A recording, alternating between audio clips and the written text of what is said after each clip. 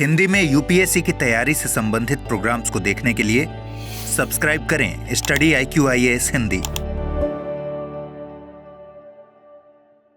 Hello and very good evening to all of you. मैं कुणाल आप सभी का स्टडी IQ IAS हिंदी पे स्वागत करता हूं। अभी वर्तमान में दरअसल भारत और बांग्लादेश के बीच में एक नया विवाद शुरू हो गया है।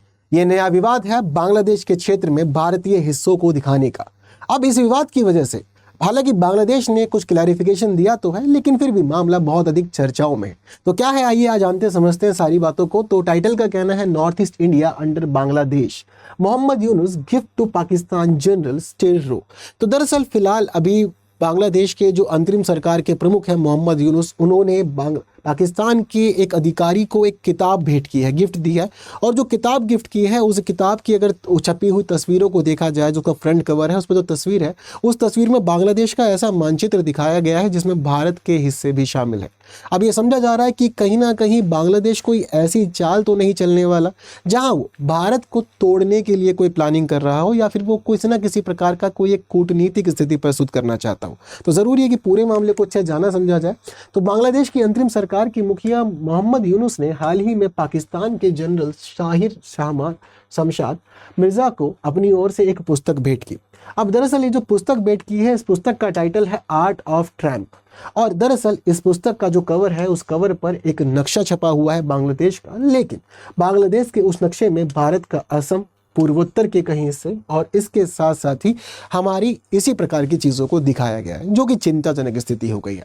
हालांकि इस पूरे घटनाक्रम के बाद ये भी देखा गया कि बांग्लादेश सरकार ने इस पूरे विवाद को खारिज कर दिया। उसका ये कहना है कि देखिए, ये जो डिज़ाइन है वो थोड़ा सा गलत तरह से प्रिंट हो गया है, लेकिन ये इंटेंशनली नहीं किया गया है और हम भारत की संप्रभुता के प्रति पूरा का पूरा सम्मान करते हैं।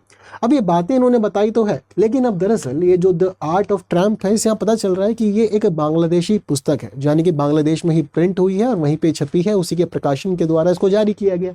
अब इसके कवर पर जिस प्रकार का मानचित्र छपा हुआ है, उसकी वजह से ये लग रहा है कि कथित तौर पर यह मामला सल्तनत ए बांग्ला के विचार से प्रेरित है। सल्तनत ए बांग्ला के विचार से प्रेरित होने का मतलब ये है कि दरअसल ये मानचित्र ग्रेटर बांग्लादेश के विस्तारवादी दृष्टिकोण को रेखांकित करता है। कई बार बांग्लादेश में ऐसी बातें उठी हैं जब ये कहा गया है कि हम भारत के पूर्वोत्तर के हिस्सों को बांग्लादेश में मिलाएंगे और एक ग्रेटर बांग्लादेश तैयार करेंगे। अब दरअसल वैसे तो ये मामला बांग्लादेश की मुख्य राजनीति की धारा से अलग है और कुछ समुदायों के द्वारा, कुछ संगठनों के द्वारा ही इसको बढ़ावा दिया जाता है, लेकिन उसके बावजूद ये पूरी की पूरी स्थिति चिंताजनक रहती है और भारत लगातार इसका विरोध करता है। तो विस्तारवादी नीति से इसको जोड़ के देखा जा रहा है और ये माना जा रहा है कि कहीं ना कहीं इसमें जो स्थिति है वो एक प्रकार की एक ऐसी नज़र बनी हुई है भारत के पूर्वी भाग और म्यांमार के एक बड़े हिस्से पर, जहाँ पर एक बड़े बांग्लादेश के क्षेत्र की संकल्पना की जा रही है। हालांकि एक स्थिति ये भी सामने आई है कि माना जा रहा है कि इस पूरे मामले की विषय वस्तु कोई भी राजनीतिक नहीं है, पर फिर भी ये बातें कही जा रही हैं बांग्लादेश की तरफ से। बट अब ये भी माना जा रहा है कि अप्रवासी विचारों को बढ़ावा देने के लिए ये चीज़ें कहीं ना कहीं एक प्रकार का कारक बन सकती है। तो ज़रूरी है कि चीज़ों को इस प्रकार से प्रस्तुत ही ना किया जाए जिससे कि किसी के मन में विचार ही ना पनपे और कोई इस तरफ सोच भी ना पाए। अगर कोई इस तरफ सोचता है, ऐसी तस्वीरें वायरल होती है, तो कुछ समुदाय जो इस प्रकार की संकल्पना रखते हैं, जो संगठन इस प्रकार का विचार रखते हैं, वो फिर दोबारा एक्टिव हो सकते हैं और वो इस प्रकार की मुहिम को आगे बढ़ा सकते हैं। और चीज़ें इंटेंशनली हो या अनइंटेंशनली, गवर्नमेंट के लेवल पे आपको सभी चीज़ों को ध्यान समझ करके ही आगे बढ़ाना चाहिए, अन्यथा इस प्रकार की नीतियाँ दो देशों के बीच संबंधों को भी गड़बड़ा सकती है। अब यही चीज़ें चल रही है कि ये पूरा का पूरा मामला कहीं कोई इस्लामी या भू राजनीतिक मकसद से जुड़ा हुआ तो नहीं है, क्योंकि जब से बांग्लादेश के अंदर तख्ता पलट हुआ है तो वर्तमान में जो अंतरिम सरकार है, उस अंतरिम सरकार का एक खास झुकाव बांग्लादेश के मामले में पाकिस्तान की तरफ बढ़ गया है। अब दरअसल चीज़ें जब बांग्लादेश की पाकिस्तान की तरफ जा रही है तो भारत को दरकिनार किया जा रहा है और जो पहले भारत और बांग्लादेश के संबंध हुआ करते थे वो पहले की स्थिति में नहीं रहे। तो कहीं ना कहीं ऐसा भी लगता है कि बांग्लादेश पाकिस्तान के साथ कोई नई साजिश को जन्म तो नहीं दे रहा है। वो सारी चीज़ें यहाँ पर शामिल की गई है। इसी के साथ बात करते हैं थोड़ी ग्रेटर बांग्लादेश की। दरअसल ये है क्या, तो दरअसल ग्रेटर बांग्लादेश का मामला 1970-80 के दशक में कुछ कट्टरपंथी पैन इस्लामिक और जातीय बांग्लादेशी राष्ट्रवादी आख्यानों से जुड़ा हुआ है। यानी कि इस दौरान ये मामला शुरू हुआ था और सबसे पहले ग्रेटर बांग्लादेश की बातें यहीं से ही देखने को मिली थी। इसमें जो खास बात रखी गई थी वो ये रखी गई थी कि सभी बंगाली भाषी मुस्लिम आबादी को एक राजनीतिक इकाई के रूप में जोड़ा जाए और एकीकृत किया जाए। अब इसी के पूरे घटनाक्रम के तहत भारत का जो सुरक्षा थिंक टैंक और जो खुफिया रिपोर्टें हैं, जिसमें खास तौर पे केपीएस गिल समिति और आईबी विश्लेषण से जुड़ा हुआ मामला, ये पता लगता है कि दरअसल बांग्लादेश के मामले में जो ये बांग्लादेशी यानी कि बंगाली भाषी मुस्लिम आबादी को एकीकृत करने का सपना है, इसी सपने को पूरा करने के लिए भारत में जनसांख्यिकीय विस्तारवाद और प्रवासन को सॉफ्ट पावर टूल के रूप में इस्तेमाल किया जा रहा है। इसका अर्थ ये है कि सीधे तौर पर बांग्लादेश अगर भारत से इस प्रकार के किसी सपने को पूरा करना चाहे तो सीधे तौर पर नहीं हो सकता, तो उसी को एक इनडायरेक्ट रूप दिया गया जिसमें भारत के लिए एक बड़े प्रवासन की स्थिति को बढ़ाया जा रहा है। बांग्लादेश की जो आबादी है वो धीरे धीरे भारत की तरफ प्रवास कर रही है और जैसा कि हम जानते भी हैं कि एक बड़ी संख्या में बांग्लादेश से लोगों ने भारत में प्रवास किया है। अब ये लोग जिस प्रकार से भारत में प्रवास कर रहे हैं तो उसका मतलब ये नहीं है कि वो भारत में ज़रूरतों को पूरा करने आ रहे हैं। ये माना जा रहा है कि ये जनसांख्यिकीय विस्तारवाद और प्रवासन को इस्तेमाल कर रहे हैं अपने सॉफ्ट पावर के लिए, ताकि ये लोगों को आगे भेज रहे हैं और लोगों को भेज के क्षेत्र में दबदबा बना रहे हैं, ताकि आने वाले समय में स्थानीय लोग वहाँ पर अपनी जब जड़ें जमा लें तो बाद में वो विरोध कर पाएं, विरोध करके बांग्लादेश में जुड़ने की मांग रख सके, जिससे कि बांग्लादेश का ये जो ग्रेटर बांग्लादेश प्लान है ये पूरा भी हो सके।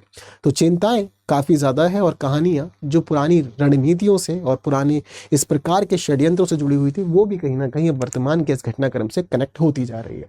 अगर बात करें भारत के जनसांख्यिकीय और प्रवासन के संदर्भ की, यानी कि जो ये सॉफ्ट पावर के रूप में जनसांख्यिकीय विस्तारवाद और प्रवासन को इस्तेमाल कर रहे हैं, वो बात गलत भी नहीं है, क्योंकि कहीं ना कहीं माना जाता है कि ऐसा काम बांग्लादेश कर रहा है। दरअसल भारत बांग्लादेश सीमा 4096 किलोमीटर तक फैली हुई है, जो दुनिया की 5वीं सबसे लंबी अंतर्राष्ट्रीय भूमि सीमा कहलाती है।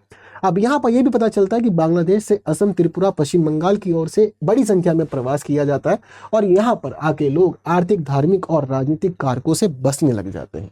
अब ये घटनाक्रम भारत में इतनी बार हो चुका है कि दरअसल अब आज के समय में बांग्लादेश से आकर के एक बड़ी जनसंख्या भारत के अलग अलग क्षेत्रों में निवास कर रही है। और पहले ये माना जाता था कि ये जनसंख्या केवल सीमावर्ती राज्यों में, लेकिन अब धीरे धीरे यही जनसंख्या भारत के अनेक हिस्सों तक भी विस्तार कर चुकी है और अलग अलग जगह पर अपने ठिकाने बना के रह रही है और अपनी सभी चीज़ों को पूरा कर रही है। अब इस पूरे के पूरे घटनाक्रम में एक जनसांख्यिकीय असुरक्षा उत्पन्न हो गई है भारत के अंदर, क्योंकि जो भारत के स्थानीय लोग हैं वो खुद को खतरे में महसूस करते हैं। जैसे कि एक बड़ा स्थिति हम लोग असम में भी देखते हैं कि असम में यही सब चीज़ें हुई और असम में इसी की वजह से 1970 और 1980 के दशक में कुछ बड़ी घटनाएं हमें देखने को मिली।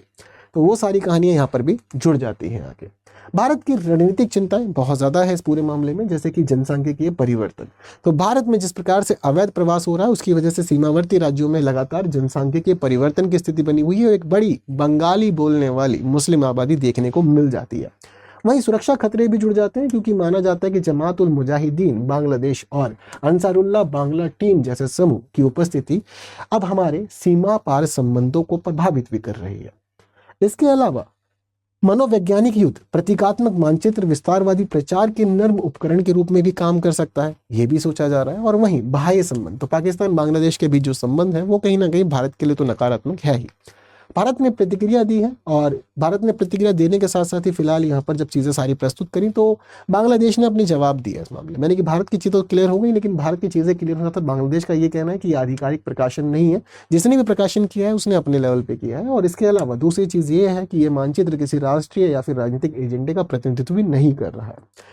उन्होंने कहा है कि देखिए हमारे संबंध भारत के साथ महत्वपूर्ण हैं और ये बने रहेंगे और संयुक्त राष्ट्र चार्टर के तहत 1967 के जो क्षेत्रीय अखंडता सिद्धांत है हमारा, हम उसके प्रति प्रतिबद्ध हैं और चीज़ों को पूरा कर रहे हैं। मतलब बांग्लादेश ने तो बता दिया है कि वो कोई गड़बड़ करना नहीं चाहता, पर फिर भी चिंताएं हैं और इन चिंताओं को निपटान होना जरूरी है। इसीलिए आगे के लिए कुछ विकल्प जो मौजूद है भारत के पास उनको भी विचार कर लेना चाहिए, जैसे कि राजनयिक जुड़ाव। तो फिलहाल सांस्कृतिक प्रतीकों की गलत व्याख्या से बचने के लिए ढाका के साथ में घनिष्ठ समन्वय जारी रखना चाहिए भारत को और चीज़ें डिस्कस करके सॉल्व कर लेनी चाहिए, एक ऑप्शन यही है। इसके अलावा सीमा सतर्कता, हालांकि बांग्लादेश की राजनीति में कुछ भी चल रहा हो, भारत को अपनी सीमाएं मजबूत करनी चाहिए ताकि ये ना तो आप्रवास को बढ़ावा दे सके और ना ही भारत के खिलाफ किसी बड़ी साजिश को रच सके।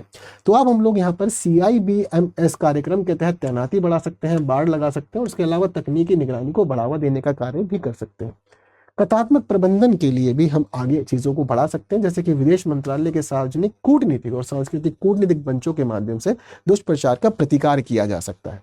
वहीं सामुदायिक एकीकरण, तो प्रवासन कारकों को कम करने के लिए सीमावर्ती जिलों में सामाजिक आर्थिक समावेशन को बढ़ावा दिया जाए तो ये भी बेहतर रहेगा।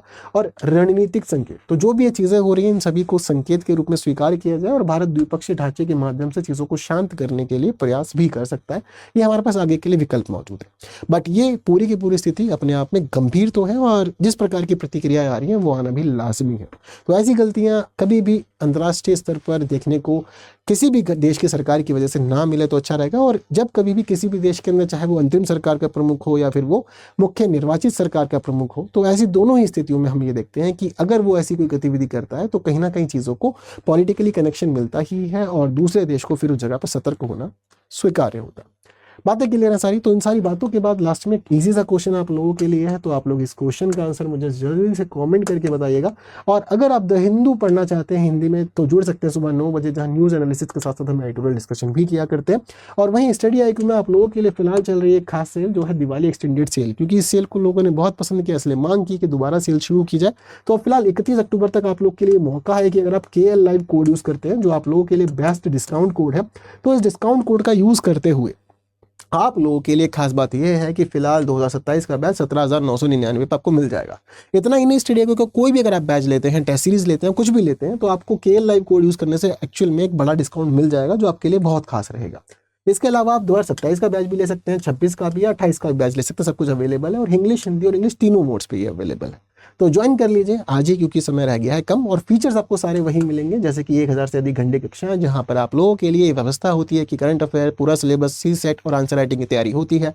1-to-1 मेंटरशिप के तहत आप लोगों के लिए हर एक प्रकार की सहायता प्रोवाइड की जाती है, आपको प्रॉपर गाइडेंस देने के लिए। इसके अलावा स्टडी मटेरियल की टेंशन नहीं लेनी और टेस्ट सीरीज की टेंशन भी नहीं लेनी, सब कुछ स्टडी IQ प्रोवाइड करेगा। इन सभी के साथ आप लोगों को 11,000 का एक स्कॉलरशिप दिया जाता है अगर आप टॉप टेस्ट परफॉर्मर बनते हैं, और आपकी पूरी फीस रिफंड की जाती है स्कॉलरशिप के तौर पर अगर आप प्रीलिम्स क्लियर करते हैं। तो एक अच्छा मौका है एनरोल करने में, बहुत ही कम फीस पे काम आप कर सकते हैं। और बाकी आप जुड़ सकते हैं मेरे साथ अलग अलग प्लेटफॉर्म्स पे, जो टेलीग्राम, इंस्टाग्राम, फेसबुक और एक्स सभी हैं। और साथ ही आप लोग QR कोड स्कैन करके पहुंच सकते हैं टेलीग्राम चैनल पे, जहां आपको PDFs प्रोवाइड की जाती है। तो बस आज के लिए इस डिस्कशन में इतना ही, बाकी की बातें आने वाली और सेशन में करें। तब तक आप फिलहाल सेशन को करें शेयर, और जिन्होंने लाइक नहीं किया, लाइक के बिना कोई नहीं जाएगा। बाकी की बातें होंगी अगली क्लासेस में, तब तक के लिए दीजिए मुझे विदा। थैंक यू सो मच, जय हिंद। हिंदी में UPSC की तैयारी से संबंधित प्रोग्राम्स को देखने के लिए सब्सक्राइब करें स्टडी IQ IAS हिंदी।